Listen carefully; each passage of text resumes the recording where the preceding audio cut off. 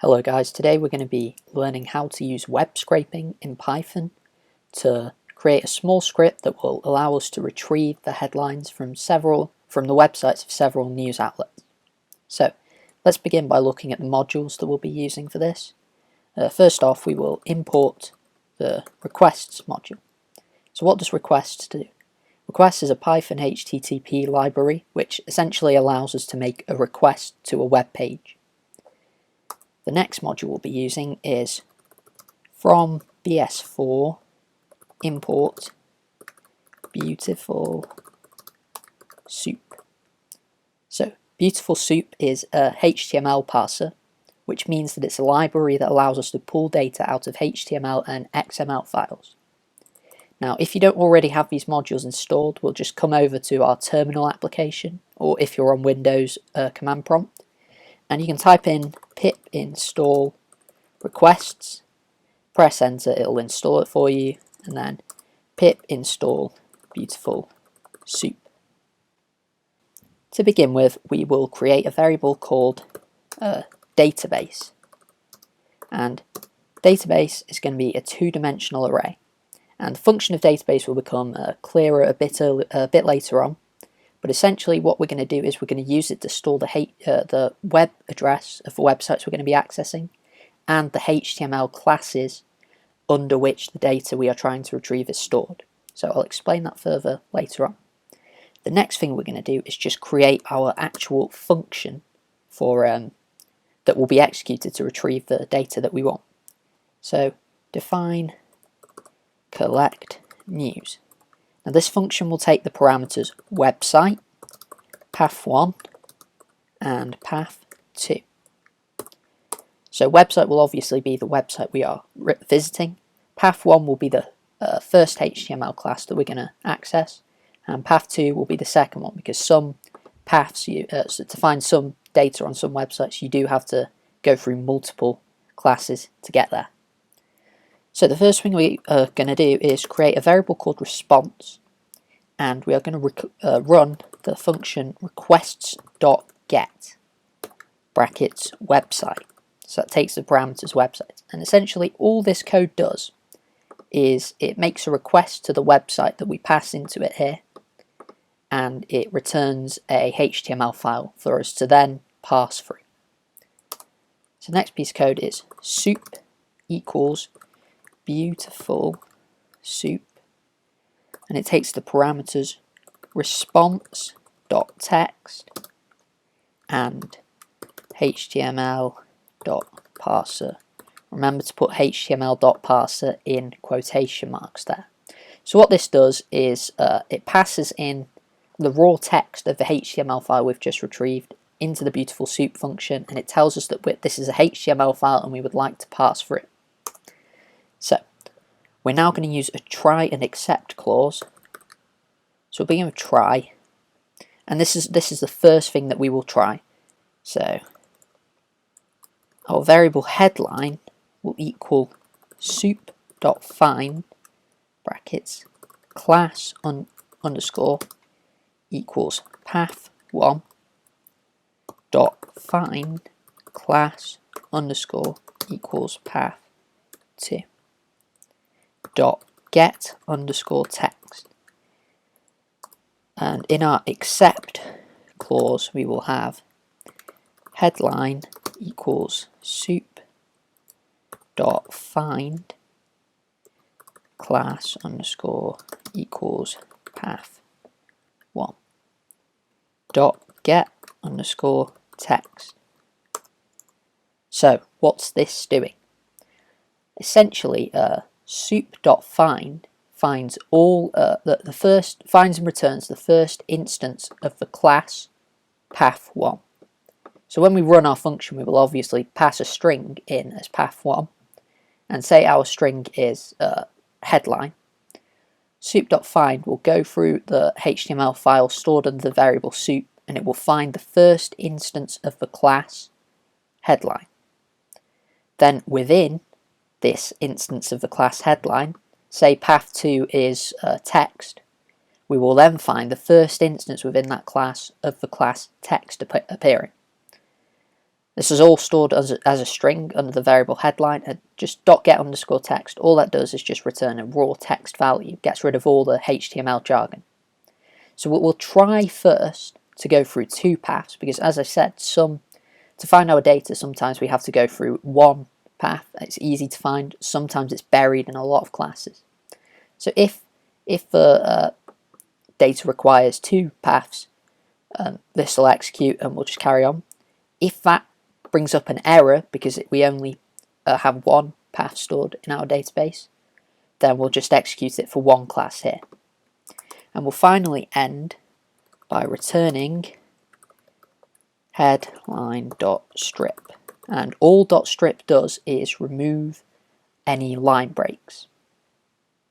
So now what we want to do is populate our 2-dimensional array stored under the variable database with values for website, the first path and the second path.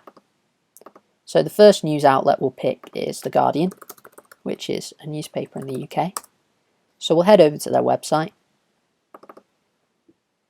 and the first thing we want to do is copy and paste the URL of the website and store that within our 2-dimensional array. So this value corresponds with the parameter website within our function. Now we want to find path 1, which is the class that we will search for first when we receive our HTML file.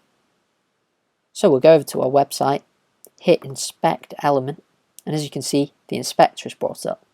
The great thing about the inspector is that it highlights the corresponding element on the web page to the code that you're hovering over. So if we just keep following where the code is leading us, and our aim is to find the raw text of the headline. So if we keep going down, and our first class that we'll copy and paste is this one, UFO, block link, etc. We'll copy that, input that into our 2-dimensional array, and this value corresponds to path 1 when we execute our function. Now time to find path 2. We're narrowing the focus as we move down the hierarchy of classes to find the raw text. And here it is. This is the raw text of a headline, and it's stored under the class JS headline text. So that's the class that we want for class 2. And just stick that into our 2-dimensional array.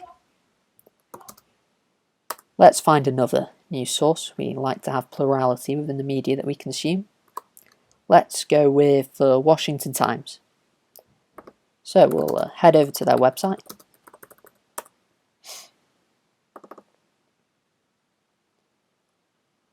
And as you can see, we have the Washington Times website open. Now we just need to locate the class under which the headline is stored.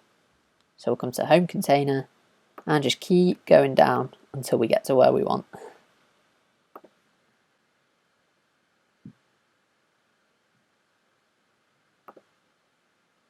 Further down.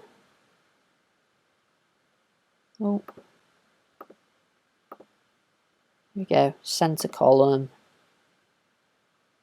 block container, content. So we'll go for class top-news first. First off we need to copy and paste the URL and store that as the first element within the second index of our 2-dimensional array. Then we'll come down to class equals top-news, and that can be path 1. Now for path 2, we'll just go further until we get to the raw text. And as you can see in the variable title here, the raw text of a headline is stored. Yeah, we'll come over here and we'll copy the class article headline and paste it within our 2-dimensional array as the third element, and this corresponds with path 2.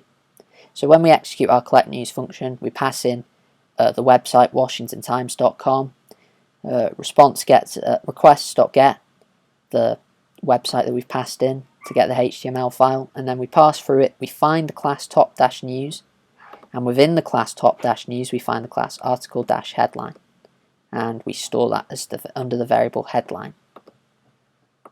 Let's find one more news outlet. Let's go with Sky News.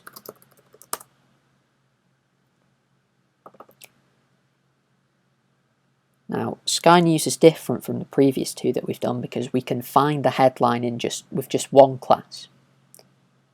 So if we keep going down, down, until we get to the class that we want, down here. So we'll grab our class sdc-site-title__headline. Oh, in fact, we can go deeper. Still not actually at the text. Right, here we go. Here's the raw text. Just grab that class, copy it. And the first thing we need to do, obviously, is get the headline. Oh, I forgot about that. The URL. And then we'll take our class here, copy it, and paste it in. Now, every other index within our two-dimensional array has 3 values stored within it, so we'll just add an extra placeholder value of 0.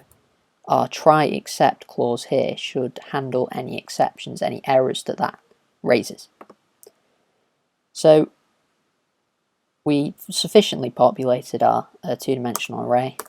Let's move on to actually running the array and retrieving our headlines and outputting them. So we'll start by creating a quick counter value called s. What we want to do is create a for loop which iterates through the two-dimensional array and executes the function collect news, passing in the parameters taken from our two-dimensional array, and then we'll output them to the user. So for x in range brackets len database. So all that will do is the loop will iterate from 0 to the numerical value of the length of this database. So in this instance it will run from 0 to 3. We'll just create another counter value called h and create a variable called index1. Index1 will equal database sh. Now I'm presuming you're familiar with two-dimensional arrays, but what this will do is when the loop first iterates, s will equal 0, h will equal 0, so this will be database 0, 0. So what that does is within our two-dimensional array it finds the first index and it finds the first value within that index and stores that under the variable index1. After that we'll just increment h by 1 and then index2 equals database sh again. So now what this does is h will now equal 1, s will still equal 0, so this will be database 0, 1. So it finds the first index within our two-dimensional array and it finds the second value within that index and stores it under the variable index2.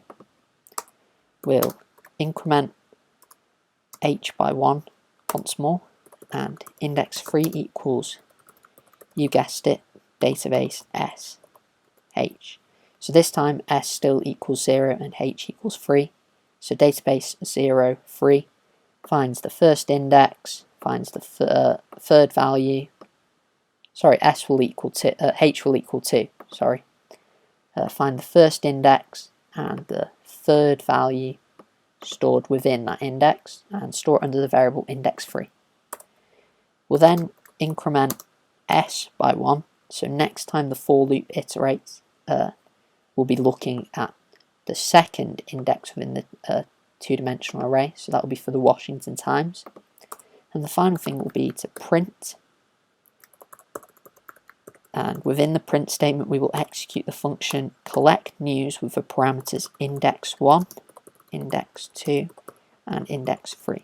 And as you can see, index1 corresponds with the parameter website, index2 corresponds with the parameters path1, index3 corresponds with the parameters path2, just like they're set out within our two-dimensional array. So that's all the code done. Now all we need to do is run our program, see if it works. So I'll just hit run, and it takes a while. If we were doing a more advanced tutorial, we'd look at using concurrency and threads to speed up this process. But as you can see, it's outputted our 3 headlines from those 3 websites. So you've learnt how to web scrape through Python, and you've also learnt a practical application of web scraping. So thank you for watching, and goodbye.